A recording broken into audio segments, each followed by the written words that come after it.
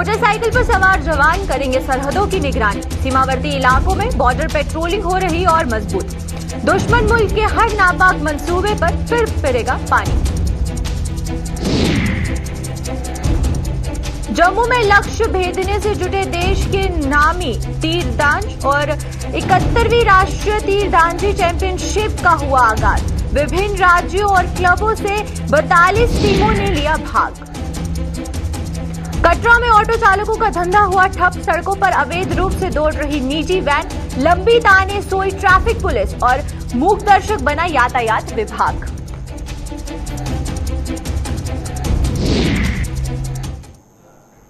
नमस्कार, जम्मू कश्मीर की खास खबरें देख रहे हैं आप सब और मैं हूं आपके साथ पल्लवी जम्वाल। तो चलिए शुरुआत करते हैं जम्मू कश्मीर की खास खबरों की। जम्मू के साथ सटे सीमावर्ती इलाकों में अब आतंकी मुल्क पाकिस्तान की हर नापाक हरकत पर नजर रखने के लिए जम्मू कश्मीर पुलिस ने आज से बॉर्डर पेट्रोलिंग शुरू कर दी है। जम्मू कश्मीर पुलिस के जाबाज जवान 33 मोटरसाइकिलों पर सवार होकर बॉर्डर के चप्पे चप्पे पर नजर रख रहे हैं और ताकि सरहद पार से कोई गुस्ताखी ना हो पाए। डीजीपी दिलबाग सिंह ने मोटरसाइकिलों पर सवार जवानों को अपनी शुभकामनाओं के साथ सीमावर्ती इलाकों की ओर रवाना किया। इसके अलावा महिला पुलिस को भी 15 स्कूटियां मुहैया करवाई गई हैं जो शहर में महिलाओं के प्रति होने वाली अपराधों पर पैनी नजर रखेंगी। डीजीपी ने कहा है और बताया है कि इसमें कोई शक नहीं है कि पाकिस्तान सुधरने वाला नहीं है और वो आए दिन आतंक फैलाने की साजिशें रचता रहता है। बॉर्डर पेट्रोलिंग पाकिस्तान के इरादों पर निस्तानाबूद करने में बेहद कारगर साबित होगी। उन्होंने ये भी कहा कि कश्मीर में आतंकियों की मौजूदगी से भी इनकार नहीं किया जा सकता है, लेकिन आतंकवाद में शामिल आतंकी जहां मारे जा रहे हैं वहीं कई आतंकियों को गिरफ्तार भी किया जा रहा है।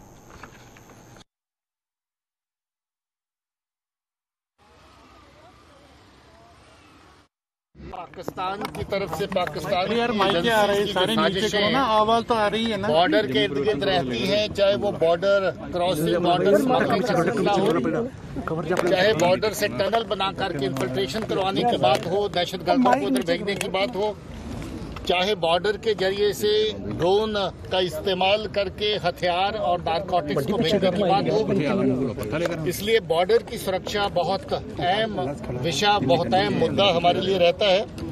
मुझे खुशी है कि आज बॉर्डर बेल्ट को पेट्रोलिंग के लिए जो सिविक कार्यक्रम जो CSR के तहत, सोशल कॉर्पोरेट रिस्पॉन्सिबिलिटी के तहत हीरो मोटरकॉर्प की तरफ से जो बाइक्स दिए गए हैं, इनमें से ज्यादातर बाइक्स जो बॉर्डर के एरिया में इस्तेमाल होने वाले हैं और उसके अलावा जो कुछ बाइक्स हैं वो सिटी की ग्रिड में जो महिलाओं के जो स्क्वाड है वो इस्तेमाल करेंगे। देखिए, आतंकी मौजूद हैं, आतंकी लोगों के आका जो हैं वो जगह जगह पर मौजूद हैं और उनके चलते इस तरह की जो एक्टिविटी बीच बीच में होती है। मगर खुशी की बात यह है कि कोई भी इंसिडेंट ऐसा नहीं है जिसके बाद पुलिस ने न सिर्फ उस इंसिडेंट पूरे को निकाला बल्कि दहशतगर्दी में शामिल जो लोग हैं, चाहे वो सिविलियन किलिंग का मसला हो, चाहे वो ग्रेनेड अटैक का मसला हो, हर वो आतंकवादी जो इसमें इन्वॉल्व है उसको बराबर उसके खिलाफ कानूनी कार्रवाई करी गई और बहुत सारे दहशतगर्दों को न्यूट्रलाइज किया गया। देश भर के नामी तीरंदाज जम्मू में लक्ष्य भेदने में जुट गए हैं। केंद्र शासित प्रदेश बनने के बाद जम्मू कश्मीर हल्के में तीरंदाजी चैंपियनशिप की मेजबानी कर रहा है। वहीं पर आपको बता दें कि 71वीं राष्ट्रीय तीरंदाजी चैंपियनशिप का आगाज जम्मू के मौलाना आजाद स्टेडियम में हुआ और जो 30 मार्च तक संपन्न होगी। इसमें नामी तीरंदाज खिलाड़ी पद्मश्री व अर्जुन अवार्ड विजेता दीपिका कुमारी, ओलंपियन आतानु दास और अर्जुना अवार्ड और ओलंपियन तरुणदीप राय समेत 1000 खिलाड़ी भाग ले रहे हैं। इसमें विभिन्न राज्यों और क्लबों में 42 टीमें भाग ले रही हैं और चैंपियनशिप में नामी खिलाड़ियों के भाग लेने में तीरंदाजी खेल से जुड़े खिलाड़ियों के मनोबल को बड़ा प्रोत्साहन मिलेगा। जम्मू कश्मीर तीरंदाजी एसोसिएशन ने महिला और पुरुष वर्ग में 24 खिलाड़ियों की टीम की घोषणा की है और हर दिन प्रतियोगिता के बाद विजेता खिलाड़ियों को सम्मानित किया जाएगा। जम्मू कश्मीर तीरंदाजी एसोसिएशन के अध्यक्ष और सांसद जुगल किशोर शर्मा ने इस चैंपियनशिप का उद्घाटन कर इसमें भाग लेने वाले खिलाड़ियों को शुभकामनाएं भी दी।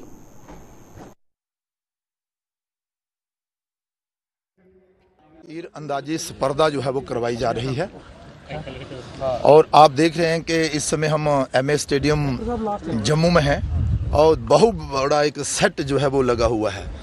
1000 से ऊपर खिलाड़ी जो हैं वो इस स्पर्धा में हिस्सा लेने के लिए आए हुए हैं। 42 टीमें हैं और उनके साथ कोच और कुछ और भी ऑफिसर हैं और आज से इसका शुभारंभ जो है वो किया गया है। 30 तारीख तक ये स्पर्धा जो है वो चलेगी। इसमें जो खिलाड़ी हिस्सा ले रहे हैं उनमें अर्जुन अवार्डी और ओलंपियन भी हैं जिन्होंने बहुत अच्छा प्रदर्शन नेशनल और इंटरनेशनल गेम्स में जो है वो किया है। इस स्पर्धा तीरंदाजी की जो स्पर्धा यहाँ पर हो रही है उसमें जम्मू कश्मीर आर्चरी एसोसिएशन तो है ही, हमारे जो सहयोगी वो तो हैं ही हैं, लेकिन उसके अलावा भी जम्मू कश्मीर म्युनिसिपल कॉरपोरेशन के हमारे मेयर चंद्रमोहन गुप्ता जी का बहुत बड़ा योगदान जो है वो इस स्पर्धा को सफल बनाने में अपनी तरफ से बतौर president archery association of Jammu Kashmir की तरफ से सब खिलाड़ियों का भी वेलकम करता हूं, स्वागत करता हूं और जिन्होंने सहयोग किया उनका भी वेलकम करता हूं, स्वागत करता हूं और आपके माध्यम से लोगों को कहना चाहता हूं कि आइए MS स्टेडियम में 30 तारीख तक ये स्पर्धा चलेगी, इसका आनंद भी लें और कुछ देखें सुने। धर्मनगरी कटरा में अवैध रूप से चल रही निजी वैन ऑटो चालकों के पेट पर लात मार रही है। बिना परमिट के सड़कों पर दौड़ने वाली इस निजी वैन ने इस गोरख धंधे पर रोक लगाने के लिए ना तो यातायात विभाग और ना ही ट्रैफिक पुलिस कोई कदम उठा रही है, जिससे ऑटो चालक फाका कशी का शिकार हो रहे हैं। ऑटो चालक लंबी लंबी कतारों में लगकर सवारियों का इंतजार करते रहते हैं, लेकिन बदले में उन्हें मायूसी ही हाथ लगती है। ऑटो चालकों ने प्रशासन पर इस गोरख धंधे पर रोक लगाने की मांग की है ताकि उनकी रोजी रोटी भी चलती रहे। ये जो अवैध रूप से बैनें वगैरह चल रही हैं जिनके परमिट नहीं है, कुछ भी नहीं है और हमें 3-3 घंटे लाइन में खड़ा रहना पड़ता है। हमें यही परेशानी आ रही है सर कि हम काम नहीं कर पा रहे, सही ढंग से सवारी नहीं ले पा रहे हैं। वो बैंड वाले ले जाते हैं 300-300 के चक्कर। ये हमारी पूरी चेकिंग करते हैं, उनको कोई पूछताछ कुछ नहीं करता है। ये तो प्रशासन की जिम्मेदारी है कि उनको पूछना चाहिए, उनका चेकअप होना चाहिए, उनकी परमिट वगैरह जो है उनको चेक करना चाहिए। जिन होटलों पे हैं वो चलनी चाहिए और जो नहीं है सर तो हमारा भी देखिए, वो देखते हैं कितनी दिन लंबी लाइनों में खड़े रहते हैं। ये हमारे को ये परेशानी आ रही है, हमारी ऑटो की लाइन इतनी दिन लंबी लगी रहती है, हमारे को सवारी नहीं मिलती है। ये कटरा की वैनें चल रही हैं जो इनके कोई परमिट नहीं है, कोई कुछ नहीं है। परमिट के बिना 300 का चक्कर लगाते हैं जी। ऑटो वालों को सवारी नहीं मिलती है, कार्ड दे देते हैं उनको। ये बोलना होटल की गाड़ी है, ये हम होटल में जा रहे हैं 300 का फेरा लगाते हैं वो। ऑटो वालों को कोई सवारी नहीं मिलती है। देखो कितनी लंबी लाइन लगी है अभी भी और वैना भर भर के जा रही है नीचे से, इनको कोई पूछता नहीं है। हम सवारी बैठा के जाते हैं, हमारे को नाके पे रोक के चलान कर देते हैं। आज 3 दिन हो गए, 3 दिन से हमारे को चलान हो रहे हैं। 2-2, 3-3 चलान गाड़ी में पड़े, पूरी गाड़ी में 3-3 चलान पड़े हुए हैं अभी भी। परेशानी आ रही है सर, हमारा तो 1-2 चक्कर लगते हैं सिर्फ। हम 105 का फेरा लगाते हैं, बैंड 6-7-10 सवारियां बढ़ा के 300 का फेरा लगाती है। हम 3 सवारी लेके जाते हैं 105 में, हमारे को वो भी नहीं लेने देते। जम्मू व इसके आसपास के इलाकों में मौजूदा समय में जारी नहरों की साफ सफाई का काम विवादों में घिर गया है। जम्मू में बैसाखी के पर्व पर कुछ दिन पहले नहरों में पानी छोड़ा जाता है, लेकिन लोगों की माने तो जिस तरह से नहरों को सफाई करने का काम किया जा रहा है वह उनके लिए जी का जंजाल साबित हो रहा है। बिश्नहा इलाके में भी सिंचाई विभाग की ओर से ये काम शुरू करवा दिया गया है, जिससे लोग खुश नजर नहीं आ रहे हैं। और तो और संबंधित अधिकारी भी कार्यालयों से नदारत रहने पर लोगों में रोष देखा जा रहा है।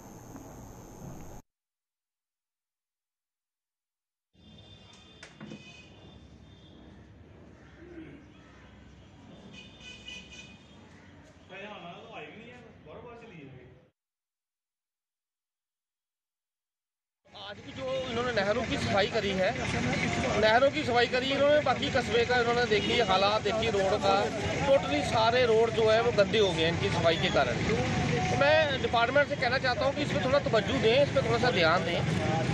जो ऐसे कार्य आप कर रहे हैं ये इससे कोई हल होने वाला कुछ है नहीं। और ये पानी भी मुझे लग रहा है ये बिश्नाह से आगे नहीं जाएगा, इसका लास्ट एंड जो है बिश्नाह तक ही है, इसके आगे जाने वाला नहीं है। मैं कह रहा हूँ कि 40-50 गाँव जो है वो इसी नहर पे निर्भर है, उनका सबका भविष्य खत्म ही है।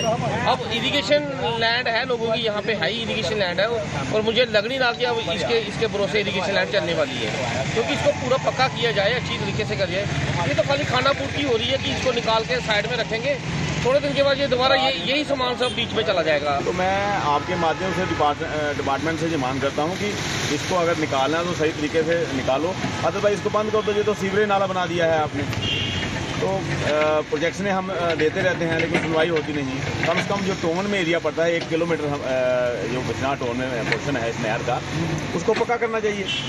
म्यूनसिपलिटी को भी देखना चाहिए, इतनी गंदगी बढ़ी हुई है। ये नहर डिपार्टमेंट का भी तो कसूर है, उसके बाद साथ म्यूनसिपलिटी का भी कसूर है। देखिए नहर के दोनों किनारे पे गंदगी का ढेर लगे हुए हैं। इतना भी जो इसमें लिफाफा और जो जूता पेड़ इसमें पड़ी हुई है, जब पानी पीछे से फ्लो आएगा तो एकदम ये जाके सैफन में फंस जाएगा, सैफन फिर से ब्लॉक हो जाएगा, तो आगे पानी तो जाएगा नहीं।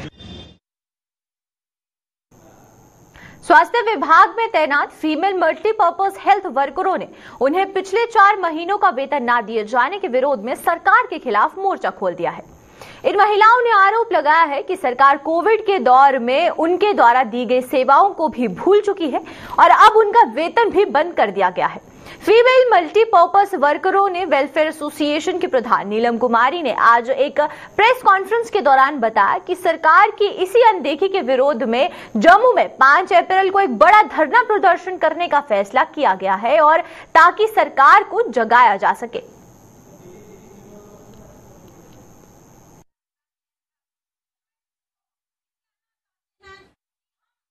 फिर मजबूर हो गए हैं कि 4-4 महीने से हमारी सैलरी बंद है।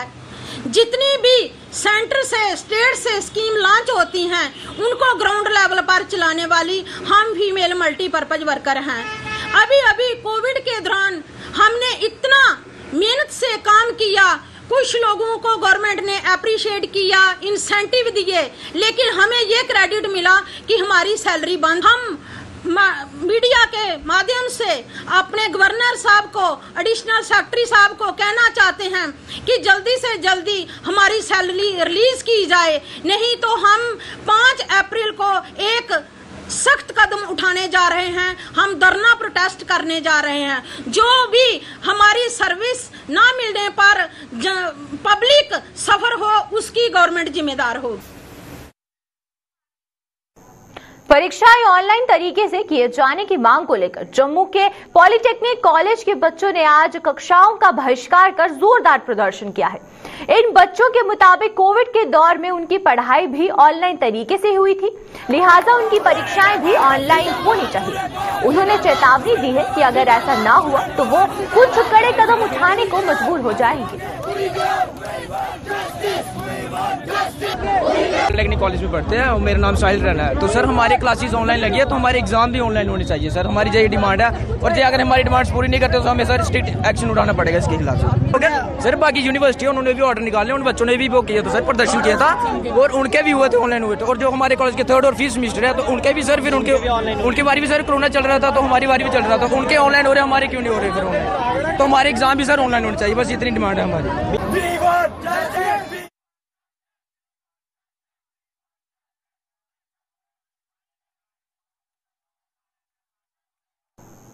जम्मू कश्मीर के राज्य का दर्जा वापस दिए जाने की मांग को लेकर नेशनल कॉन्फ्रेंस की यूथ इकाई सड़कों पर उतर आई है। जम्मू में आज यूथ इकाई ने प्रदर्शन कर केंद्र सरकार से राज्य का दर्जा जल्द से जल्द बहाल करने की मांग की। नेशनल कॉन्फ्रेंस ने आरोप लगाया है कि सरकार सदन में किए गए वादों को भी भुला चुकी है, जिसे अब और बर्दाश्त नहीं किया जाएगा।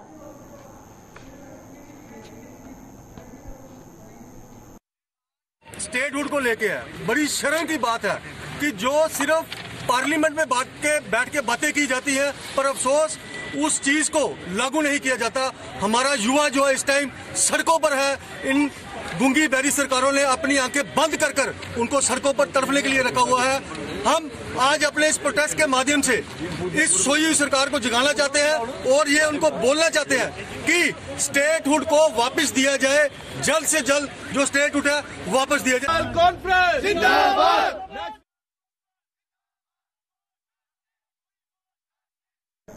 कॉलेजों के बच्चों को विरासत से संरक्षण के प्रति जागरूक करने के तौर तरीकों पर चर्चा के लिए जम्मू में आज एक वर्कशॉप की शुरुआत की गई। गवर्नमेंट कॉलेज ऑफ एजुकेशन में आयोजित 2 दिवसीय इस वर्कशॉप का आयोजन इंटेक द्वारा किया जा रहा है, जिसमें शिक्षा संस्थानों में हेरिटेज क्लब खोलने पर भी चर्चाओं का दौर जारी है।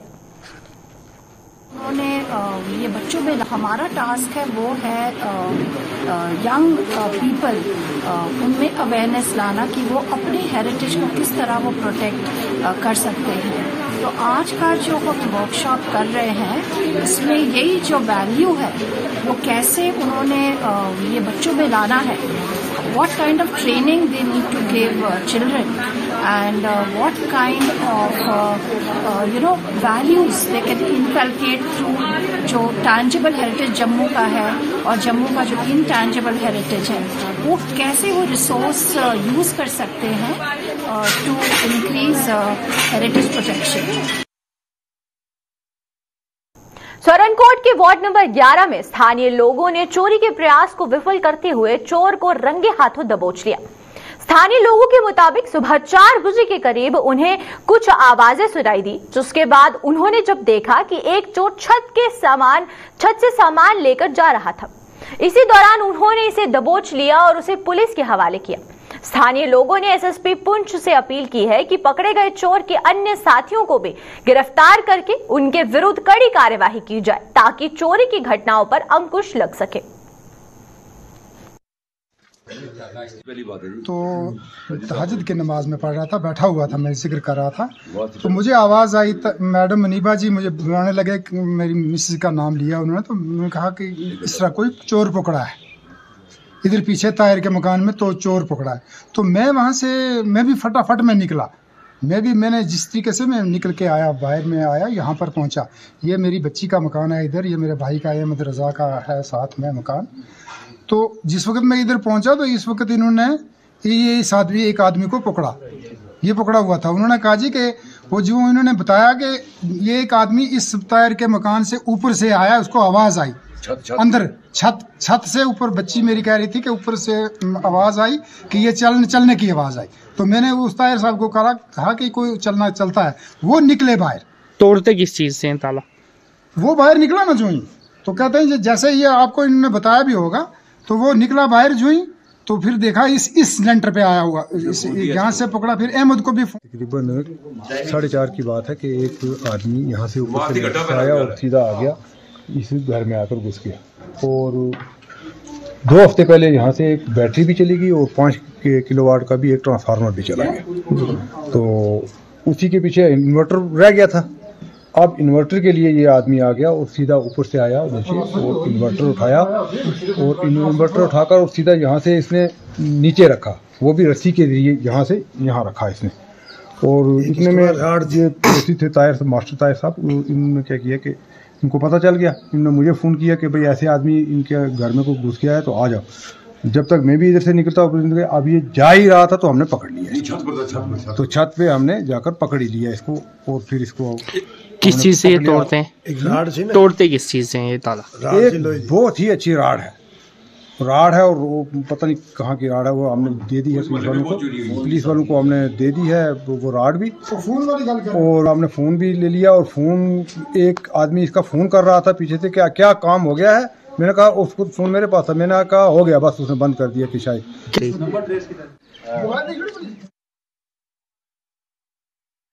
बाड़ी ब्राह्मणा के सिडको चौक में पेश आए सड़क हादसे में 2 लोगों की दर्दनाक मौत हो गई है, जबकि महिला सहित 2 अन्य गंभीर रूप से घायल हैं।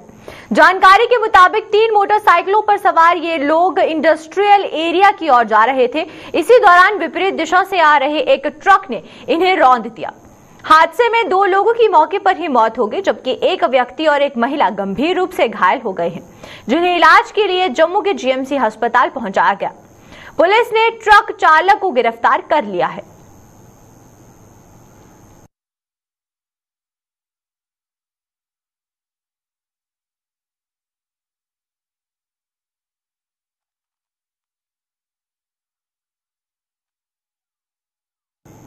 पेट्रोल डीजल के दामों में 80 पैसे की बढ़ोतरी और एलपीजी सिलेंडर 50 रुपए तक महंगा होकर जम्मू कश्मीर में भी लोग सख्ते में आ गए हैं। खासतौर पर गरीब व मध्यम वर्ग का तबका सरकार के इस फैसले से खुश नजर नहीं आ रहा है। इस महंगाई पर क्या कुछ कहना है आम जनता का, आइए आपको दिखाते हैं। देखिए, आए दिनों महंगाई की मार लोगों के ऊपर पड़ रही है। सरकार की तरफ से जो आज सरकार ने 80 पैसे पेट्रोल और डीजल के दाम बढ़ाए हैं और घरेलू जो गैस है 50 रुपये उसके बढ़ाए गए हैं। पहले ही बहुत ज़्यादा महंगाई लोगों के ऊपर जो अपनी कमर तोड़ महंगाई है, इससे लोगों को त्राही मच रही है। और दूसरा तो देखा जाए तो समाज में बेरोजगारी भी बहुत ज़्यादा है, रोजगार के नाम की कोई चीज़ नहीं है। पर सरकार किस लिहाजा से, किस पैमाने से इस महंगाई को बढ़ा रही है, ये कोई समझ में नहीं आ रहा है कि सरकार क्या लोगों के सिर पे चल रही है, क्या लोगों के पैसे से चल रही है। सरकार को सोचना चाहिए कि लोग पहले ही महंगाई की मार से जो परेशान हैं, इतना जो खाने वाली चीज़ें कितनी महंगी हैं, तेल खाने वाला कितना महंगा है और सब्जियां कितनी महंगी हैं, दालें कितनी महंगी हैं, घर की रसोई नहीं चल रही। लेकिन उसके बावजूद भी इन्होंने आए दिन रोज कोई ना कोई चीज़ और इसके इजाफा किया होता है। तो मुझे लगता है कि आने वाले दिन जो है बड़े क्रूशियल हैं। आम जनता जो है उसकी जेब के ऊपर ये सारा बोझ पड़ेगा। मैं सरकार से ये पूछना चाहता हूँ कि अगर आप कुछ करते हो, इलेक्शनें करवाते हो, सरकारें बनाते हो, ये अपने लिए बनाते हो आप सरकारें, जनता के लिए क्या कर रहे हो आप? जनता को आप महंगाई के बोझ के तले दबा रहे हैं उसको। आज पेट्रोल बढ़ा, पेट्रोल के कारण ये सारी चीज़ें बढ़ जाएंगी। खाने पीने वाली चीज़ें जो हैं, जो कंज्यूमर जो आइटम्स जो हैं, वो सारी चीज़ें बढ़ जाएंगी। इसका सारा जो बोझ है वो उसके ऊपर पड़ेगा। आप जानते हैं कि जैसे भ्रष्टाचार है, महंगाई है, बेरोजगारी है, क्योंकि अगर 50 रुपये सिलेंडर बढ़ा है, पेट्रोल बढ़ा है, तो ये सारा बजट जो है गड़बड़ा जाएगा। जो हमारी माता बहनें जो हैं वो परेशानी में आ जाएंगी। आज आप देख रहे हो बेरोजगारी है, तो बेरोजगारी में आप कैसे अपना सिस्टम चला सकते हो आप? तो इसलिए मैं ये सरकार से हाथ जोड़ के निवेदन करना चाहता हूँ कि इसके ऊपर ध्यान दें। देखें कि आम जनता जो है वो आत्महत्या करने पे मजबूर ना हो जाए। कि पहले सिलेंडर 950 का था, अब 1000 कुछ का हो गया। तो हमारी सरकार को देखना चाहिए कि सब कुछ अफोर्ड नहीं कर सकते ये सब, तो सब मिडिल क्लास लोगों को देख के ही हमें करना चाहिए गैस। नहीं तो इतनी महंगी करने का क्या फ़ायदा कि अगर लोग खा ही नहीं पाए कुछ। तो बिल्कुल गलत हो गया। अब देखो, अब जो गरीब लोग हैं, जिसकी दिहाड़ीदार है, वो अपना सिलेंडर किस प्रकार से ले सकता है। जो 950 वो भी निकालने मुश्किल थे, लेकिन अब और ही ज़्यादा महंगा होता जा रहा है। अब तो वो सिस्टम भी नहीं है कि लकड़ी वगैरह से घर चूल्हे जलाए जाते थे, लगता है कि वही टाइम दोबारा आ जाएगा अब लकड़ियों का ही, क्योंकि सिलेंडर तो पहुंच के बाहर हो गया है हर एक गरीब के। अब गरीब को नामुमकिन है ये सिलेंडर लेने के लिए, उसको बेचारे को पहले 1000 रुपया जोड़ना पड़ेगा अपने पास, तो फिर वो सिलेंडर ले सकता है। वो अगर इतने अच्छे काम कर रही है हर प्रकार से हर जगह, तो उनको जो मध्यम वर्ग के लोग हैं, गरीब हैं, जो अफोर्ड नहीं कर सकते, उनके लिए भी सोचना चाहिए। उनके लिए कोई ऐसी स्कीम होनी चाहिए कि ये सिलेंडर भी उनको मतलब कि पहुँच के बाहर ना हो। वहीं जम्मू के थोक और खुदरा व्यापारियों के मुताबिक पेट्रोल और डीजल के दामों में हुई बढ़ोतरी का असर खाने पीने के सामान पर भी पड़ेगा। इन लोगों के मुताबिक पहले ही खाने पीने की चीजों के दामों में बढ़ोतरी हुई है और अब डीजल की कीमतों में हुई बढ़ोतरी से एक बार फिर सभी चीजों के दाम बढ़ जाएंगे, जिसका असर आम लोगों की जेब पर पड़ेगा। ऐसा है कि ये थोक के ऊपर नहीं बढ़ा, ये सब चीजों के ऊपर बढ़ा है। लेकिन जो लोग माल बाहर से मंगवाते हैं उनमें किराए की बढ़ोतरी होगी लाजमी। वो जब एक ट्रक ओनर जो मालिक है वो उसका डीजल का रेट ज़्यादा दे रहा है, तो जाहिर है वो आगे किराए बढ़ा के लेगा। तो मैं समझता हूँ कि इस वक्त जो 2-3 साल से हमारी हालत चल रही है व्यापार की, चाहे वो खुदरा व्यापार है, चाहे वो होलसेल व्यापार है, चाहे वो ऊपर के लेवल का व्यापार भी है, सबको तकलीफ रही है। और मैं समझता हूँ कि इस ऐसे मौके के ऊपर जब थोड़ा सा आप निकलने की कोशिश कर रहे हैं इस तकलीफ से, सरकार की जिम्मेदारी बनती है कि इस चीज़ को किसी तरीके से रोकने की कोशिश की जाए, इसको ना बढ़ने दिया जाए, ताकि कोई ये असर किसी थोक वाले के ऊपर नहीं है सिर्फ सीधा, ये असर सीधा किसी छोटे दुकानदार के ऊपर नहीं है, ये जो चीजें बाहर से इंपोर्ट करते हैं ये सीधा असर उनके ऊपर नहीं है, अल्टीमेटली ये जो इसका भुगतान करना पड़ेगा, इसका जो असर है वो कंज्यूमर के ऊपर है। डीजल बढ़ गया है। मैं समझता हूँ देखना ये है कि यूक्रेन और रशिया की लड़ाई से जब से शुरू हुई है और क्रूड ऑयल के जो रेट हैं 40% के तकरीबन बढ़ चुके हैं इंटरनेशनल मार्केट में। अब सरकार को ये देखना है कि उस पेट्रोल की और डीजल की जो कीमतें हैं वो कितनी बढ़ाती हैं और इसका असर आम आदमी के ऊपर कितना डालने वाली है सरकार। महत्वपूर्ण ये बात है। अभी कल का जो घोषणा की है 25 रुपये लीटर जो है इंटरनेशनल जो होलसेलर पर जो लागू किया है डीजल, जो बड़े बड़े कारखाने डीजलों से चलते हैं, उत्पादन जो है मैन्युफैक्चरिंग हम जो है वहाँ चलते हैं, इसका असर जो है मुझे लगता है आने वाले दिनों में देखने को मिलेगा।